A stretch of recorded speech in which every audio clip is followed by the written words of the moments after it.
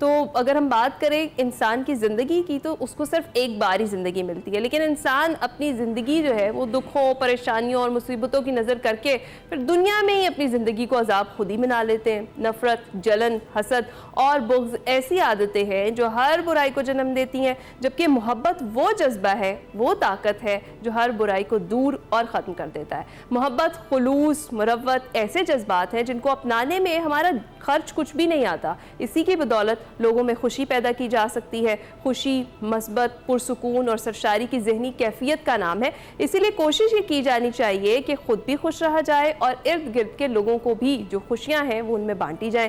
آج ہم جو موضوع ڈسکس کر رہے ہیں وہ ہے جی صدقہ فطر یعنی فطرانہ کی اہمیت کیا ہے، کیوں دیا جاتا ہے، کتنا لازمی ہے دینا اور کس کس کو دیا جا سکتا ہے اور کس کس چیز کا دیا جا سکتا ہے، اور ساتھ ہی ساتھ بات کریں گے کہ مہنگائی کے اس طوفان میں جو سفید پوش لوگ ہیں وہ آپ کی مدد کے مستحق ہیں، ان کی مدد لازمی کریں۔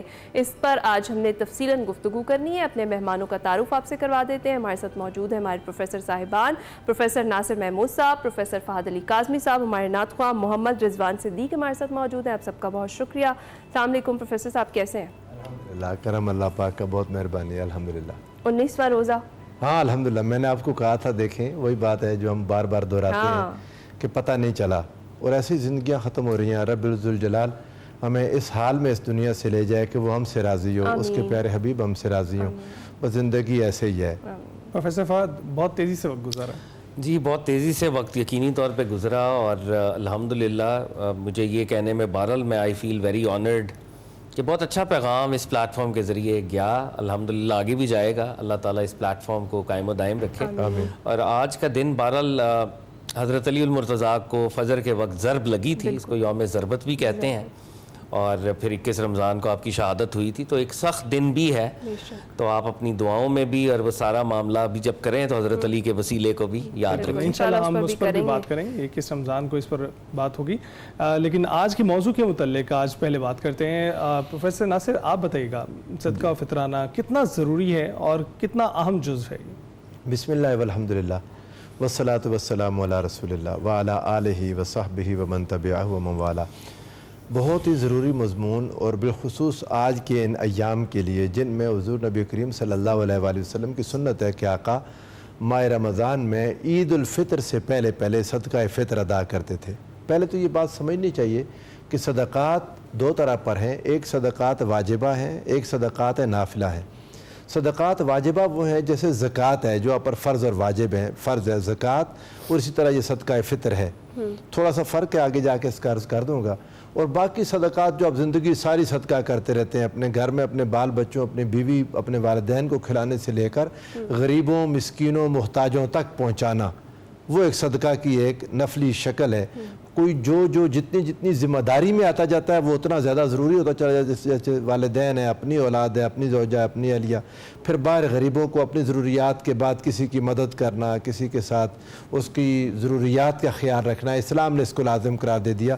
اور حضور نبی کریم صلی اللہ علیہ وآلہ وسلم نے ارشاد فرمایا ان فی المال حق سوی الزکوٰۃ، مال میں زکوٰۃ کے علاوہ بھی حق ہے، اور وہ حق ہے للسائل والمحروم، جو کوئی آپ سے سوال کرے اور جو محرومین ہیں، جو ڈپرائیوڈ آف ہیں۔ سائل کے باب میں تھوڑا پریشان ہوتا ہوں بسا اوقات، شاہ جی اس میں میری رہنمائی کر دیں، یا ہمارے علماء میں جہاں کہیں بھی اللہ کرے اس چیز کی وضاحت ہو کہ یہ جو روڈوں پر کھڑے جو گدا گار ہیں میں ان کو سائل میں نہیں گنتا، یہ جو گدا گار ہیں میں ان کو سائل میں نہیں گنتا، یہ کاروبار ہے، یہ باقاعدہ کاروبار کی ایک شکل ہے۔ یہ لوگ پورا گروپ بنا کے باقاعدہ یہ جو جگہ خرید کے کھڑے ہوتے ہیں، اس کا ٹیکس پے کرتے ہیں اپنی طرف سے کچھ لوگوں کو، اور مانگتے ہیں سارا دن، یہ کاروبار ہے۔ لیکن جو سائل وہ ہوتا ہے جو آپ کے پاس، آپ کے گھر میں، بعض اوقات آپ کے گاؤں سے، دیہات سے، آپ کے شہر سے، آپ کے رشتہ داروں سے، آپ کے واقفکاروں سے یا نہ جاننے والوں سے، جس کا مانگنا کاروبار نہیں ہے، وہ آ کر جب آپ سے سوال کرتا ہے تو وہ سائل ہے۔ بظاہر جتنی بھی اچھی حالت میں اس کا حق بنتا ہے کہ آپ اس کو دیں، اور جو ڈپرائیوڈ آف ہے، محروم ہے، ان کو دینا تو بہت لازم ہے۔ اللہ رب العزت نے ہمارے اموال میں ان کا حق رکھا ہے، اس حق میں سے ایک حق جس کا بھی ہم تذکرہ کر رہے ہیں وہ صدقہ فطر ہے۔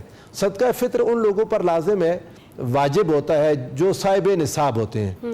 صاحب نصاب وہ یہ 7.5 تولے سونا یا 52 تولے چاندی، جس کے پاس یا اس کی مقدار کے برابر رقم ہو، وہ صاحب نصاب ہوتا ہے۔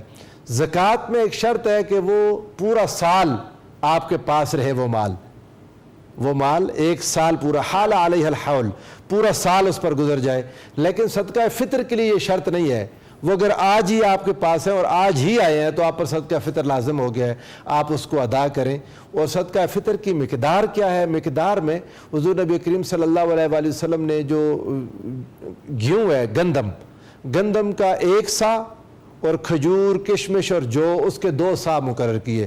سا تقریباً آپ یوں کہہ لیں 2.25 کلو کا ہوتا ہے. 1 سا جو مدینہ پاک میں حضور نبی کریم صلی اللہ علیہ وآلہ وسلم کے پاس تھا. ویسے اس باب میں کوئی تھوڑی سی نرمی اور تھوڑی سی سختی کئی لوگ کرتے ہیں. وہ بنیاد یہی ہے کہ مدینہ کا سا اس وقت کے شام کے سا سے بھی ڈیفرنٹ تھا، تو سا کا بھی فرق علاقوں میں پڑ جاتا ہے. ہمارے یہاں بھی کچھ عرصہ پہلے ایک سیر تھا، آج کا کلو اور سیر کا فرق نکل آتا ہے. لیکن یہ کہ 2.25 کلو مقدار ہے. گندم 2.25 کلو، احتیاطاً اسے پورے 2 کلو کر لیں.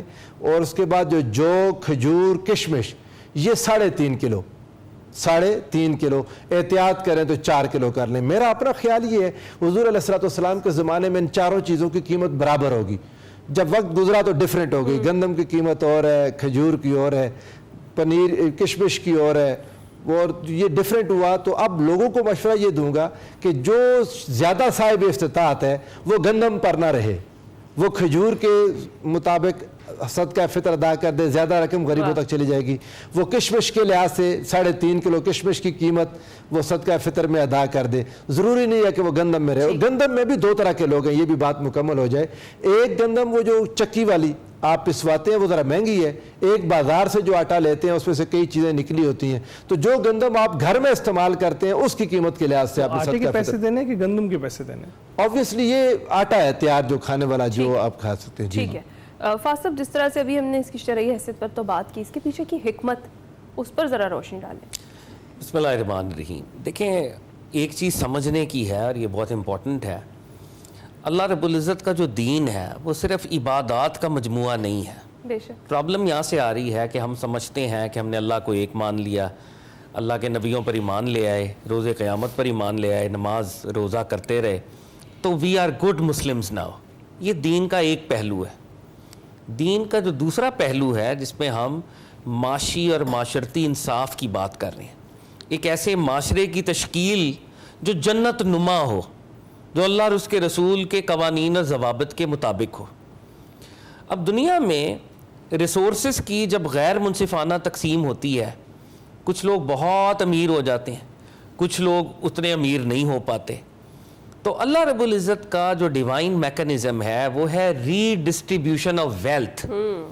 یہ جو ریسورسز ہیں یہ چند ہاتھوں میں مرکوز نہ رہیں، یہ ڈسٹریبیوٹ ہوں، ری ڈسٹریبیوٹ ہوں. قومی وسائل جو ہیں دوبارہ سے ان کی تقسیم ہو تاکہ ہیوز اور ہیو ناٹس کا فاصلہ جو ہے وہ کم ہو سکے. یہ حکمت ہے. اب زکوٰۃ جو سب سے بڑا ایک ہمارا ٹول ہے، انسٹرومنٹ ہے، اور اس دور کا سب سے امپورٹنٹ ٹیکس ہے.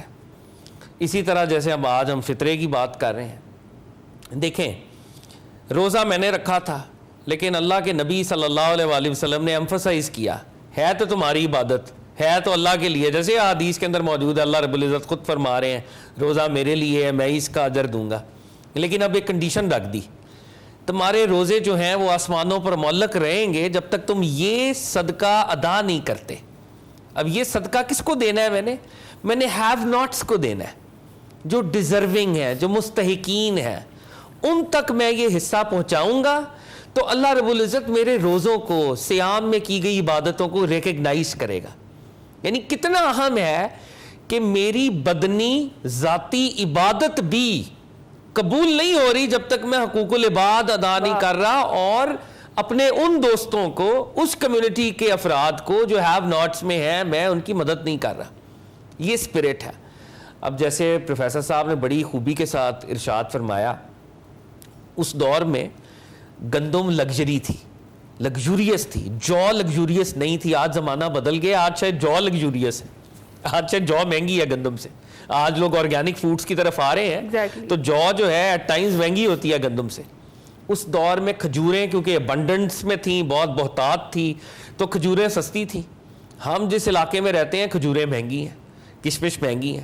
تو اب تقاضا میرے تقوی کا یہ ہے کہ جب اللہ نے مجھے ایک خاص حساب سے صاحب حیثیت بنایا ہوا ہے تو ادا تو وہ گندم پر بھی ہو جائے گا. فتویٰ تو ہے کہ میں گندم کی حساب سے بھی اگر دوں تو ادا ہے میرا فطرہ. لیکن تقوی کا تقاضا یہ ہے کہ میں اپنی حیثیت کے مطابق جنس کو چنوں اور اس میں بھی میں کنجوسی نہ کروں. میں زیادہ بھی اگر تھوڑا دے رہا ہوں تو اللہ رب العزت اس کا اجر مجھے عنایت فرمائیں گے. اور آف ایئر ہم یہ کانورزیشن کریں گے اور اس کے کر رہے تھے اور مجھے لگتا ہے پروفیسر صاحب اس میں ہماری رہنمائی ضرور کریں گے. میرا خیال ہے، یہ میرا خیال ہے، علماء اور پروفیسر صاحب بہتر ہماری رہنمائی کر سکتے ہیں، کہ جب آپ کسی کو فطرہ دے رہے ہیں آپ کو پتہ ہے کہ آپ کی نیت کیا ہے، کسی کو دیتے وقت اس کی عزت نفس مجروح نہ کریں. میرا بھی سوال تھا، یہ میں نے پوچھا. اور یہ اس پہ بہتر نشان نہیں ڈالیں. ایک دلچسپ میں آپ کو کیفیت بتاؤں، یہ بتانے کا ان تینوں چیزوں کا زکوٰۃ، صدقہ اور یہ جو میں عرض کر رہا ہوں. آپ دیکھیں کہ یہ بہت ہی انٹرسٹنگ کنڈیشن بن گئی، سچویشن عجیب و غریب ہے کہ بتانے کا کیوں حکم دیا اللہ نے، یا رسول اللہ صلی اللہ علیہ وسلم کی سنت سے ایک آتا ہے کہ بتا دیں اسے. اس کی کیا وجہ تھی؟ وجہ بتانے کی یہ تھی کہ جب آپ کسی کو دے رہے ہیں اور اسے بتاتے ہیں کہ یہ زکوٰۃ ہے تو اٹ ڈز مین کہ یہ پیسے میرے نہیں ہیں، تمہارے پیسے میرے پاس آ گئے تھے، میں تمہیں لوٹا رہا ہوں، یہ مجھ پر فرض ہے، یہ آپ پر قرض نہیں ہے، یہ آپ پر کوئی پریشانی نہیں ہے، یہ آپ پر کوئی بوجھ نہیں ہے، کوئی برڈن نہیں ہے، دس از یور رائٹ، اور میں آپ کے پاس ہاتھ جوڑ کے حاضر ہوا ہوں کہ آپ کا حق آپ کو واپس کر دیں. سبحان اللہ. کاش اس اسپرٹ کے ساتھ ہم دیا کریں. یہ بنیاد یہ تھی، یہ بنیاد. اب ہوتا کیا، لوگ قرض بیچارے مانگنے کے لیے ترلے مار رہے ہوتے ہیں، منتیں کر رہے ہوتے ہیں، ہاتھ جوڑ رہے ہوتے ہیں، قرض ایک لعنت ہے اسے پڑھ رہے ہوتے ہیں. زکوٰۃ ان کا رائٹ ہے جس کی واپسی کا کوئی تقاضا نہیں ہے، کوئی کر ہی نہیں سکتا. دینے والا احسان نہیں جتا سکتا، اگر احسان جتلائے گا گناہگار ہو جائے گا. زکوٰۃ دے کر کون سا احسان تم نے کیا؟ صدقہ قرضہ دے کر احسان ہے. اگر آپ نے قرض دیا ہے تو یہ آپ نے اس پر احسان کیا، وہ ہم کروا لیتے ہیں. اگر آپ نے اس کو زکوٰۃ دی ہے، کوئی احسان نہیں کیا اس پر، یہ اس کا حق تھا جو آپ نے اس تک پہنچایا. پرابلی پروفیسر صاحب ہم پبلک ڈسپلے شاید نہ کریں، پرائیویٹلی شاید بتا دیں. اب جو عرض ہے، اب جو چونکہ اب کیفیت ہی بدل گئی سوسائٹی میں، اب زکوٰۃ سے بندہ محسوس کرتا ہے کہ جیسے اس کی ہو گئی انسلٹ ہوئی ہے، عزت نفس، تو پھر حکم یہ ہے کہ آپ نہ بتائیں. اچھا آپ دے دیں، بتائے بغیر آپ دے دیں. لیکن اگر کسی کو سمجھداری ہو تو بتانے میں برائی نہیں ہے. لیکن چونکہ معاشرہ عجیب و غریب ہے تو سوسائٹی میں آپ کسی کو جب زکوٰۃ کہتے ہیں تو وہ سمجھتا ہے پتہ نہیں میں بہت ڈاؤن ہو گیا ہوں، تو آپ اسے ویسے اس کی مدد کر دیں اور آپ کی نیت اللہ بہتر جانتا ہے، وہ زکوٰۃ ہو جائے گی. بتائے بغیر یہ معاشرہ آج کل جو فلسفیز چل رہی ہیں ایکویلٹی اور ایکویٹی کی، جس طرف آپ جا رہے ہیں، یہ تو یعنی پہلے ہی بتا دیا گیا زکوٰۃ اور صدقہ اور فطرانے کے حوالے سے. تو اب یہ زیادہ پینیٹریٹ کرنے لگی ہیں، اب زیادہ سوسائٹی اس طرف آنے لگی ہے کہ ایکویلٹی نہیں چاہیے، ایکوٹی چاہیے، کہ اگر دولت بھی ہے تو وہ ایک جیسی تقسیم ہونی چاہیے. جی دیکھیں، بات یہ ہے کہ ایکوالٹی جو ہے وہ تو نہ دین میں مطلوب ہے، نہ دین کہہ رہا ہے، اور نہ ہی پاسبل ہوگا کہ سارے ایک اکنامک سٹریٹا کے اندر آ جائیں. یہ تو پاسبل نہیں ہوگا. ایکوٹی کا مطلب ہے فیئرنیس، ٹھیک ہے، ایک فیئر پوزیشن میں ہم نے لے کے آنا ہے. ہیوز اور ہیو ناٹس رہیں گے، مگر ہیوز نے ہیو ناٹس کو لفٹ کرنا ہے. یہ ہے ایکوٹی. اور یہ 1400 سال پہلے سے نبی علیہ الصلوۃ والسلام کا جو پورا مشن ہے. اچھا، ایک اور بات بڑی اہم ہے جو پروفیسر صاحب کی بات سے سامنے آتی ہے. اس زمانے میں مال کی موجودگی کوئی پریسٹیج پوائنٹ نہیں تھا. آپ دیکھیں پروفٹ صلی اللہ علیہ وآلہ وسلم کی جو کچن کیبنٹ ہے، اس کچن کیبنٹ کے اندر کسی کو مال کی وجہ سے کبھی سپیریئر سلوک آقا نے نہیں کیا، بلکہ اس کے برعکس ہوا ہے. جو زیادہ درویش ہیں، جو زیادہ فقیر ہیں، ٹائمز ان کو زیادہ نبی علیہ الصلوۃ والسلام نے عزت عنایت فرمائی ہے. تو سب سے اہم بات یہ ہے کہ کلیکٹیولی ایز اے سوسائٹی، ہماری سوسائٹی کے پریسٹیج پوائنٹس کیا تھے؟ ہماری سوسائٹی کے پریسٹیج پوائنٹس تھے تقوی اینڈ علم. کسی کو اگر پرومیننس ملتی تھی نا تو یہ دو یارڈ سٹکس ہوتی تھی، یہ زیادہ علم میں آگے ہے یا یہ زیادہ بظاہر تقوی میں آگے. حقیقت حال کا تو رب العزت کو پتہ ہے. مال کے درجے کے پر کبھی کسی کو یہ نہیں کہا تھا کیونکہ یہ مالدار زیادہ ہے تو اس کو سینٹرل پوزیشن دیں، اس کو درمیان میں بٹھائیں، اس کی ایکسٹرا عزت کریں. آپ سارا احادیث کا لٹریچر اٹھا لیں، مالدار صحابہ کرام اور درویش صحابہ کرام، اللہ کے نبی نے کوئی فرق نہیں کیا. ہماری سوسائٹی کو اس لیول پر بھی ہم نے اس انٹلیکچوئل لیول کے اوپر آئیڈینٹی کو ری ڈیفائن کرنے کی ضرورت. بلکہ شاہ جی اتنا کہ گورنر بنا دیتے تھے اور اس کے پاس کچھ بھی نہیں ہوتا تھا. یعنی حضرت شقیق کہتے ہیں کہ میں اور میرا ایک دوست حضرت موسیٰ اشعری کے پاس گئے، وہ گورنر تھے اور ان کے گھر میں کھانے کے لیے کچھ بھی نہیں تھا. جب ان کے پاس بیٹھے تو شقیق کہتے ہیں میرے دوست نے مطالبہ کر دیا ساتھ کاش پودینہ ہو جاتا تو بڑا مزہ آ جاتا. تو وہ پودینہ انہوں نے اپنا جو طہارت والا برتن تھا وہ کسی کے پاس رکھوایا، دکاندار کے پاس، اور منگوایا وہاں سے پودینہ. تو مطلب یہ کہ اس وقت گورنر ہے یا کچھ اعلیٰ سیٹ پر ہے تو ممکن ہے پیسے کے لحاظ سے بہت کمزور ہو.